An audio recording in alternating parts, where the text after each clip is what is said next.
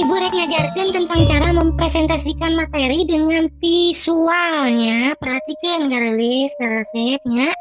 Ya dangkeun. Jadinya kalau materinya sudah disiapkan sedemikian rupa, setelah itu kita siapkan konsep visual yang akan kita buat. Contohnya seperti ini ya anak-anak. Bu si Cimeng tengah lihat ih. Makan wae make ngaran kolot kira ge.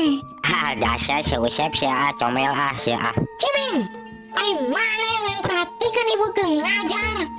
Maka heureuy sia mah. Dia baru karep. Lebok sia Cimeng tah kan sia. Dasar si Usep si comel si Ampura Bu, bukan maksudku untuk melukainya Bu. Sok buru, ayeuna mana ngagambar sabari caritakeun nu kumaha gambarkeun sok. Buru sok. Ya, perkara gampil nu karitu malah. Jadi kieu nya daknya. Jadi si Udin teh nya ye ini sekolah teh jam 6 nya tah. Nah, sekolah teh di dieu tah. Nah, di belah dieu. Nah, ongkohna si Udin teh balik sekolah jam 1. Nah, ieu ka jam 3. Lantaran hujan tah gitu. Mantap tuh Bu. Si dasar ucingkong.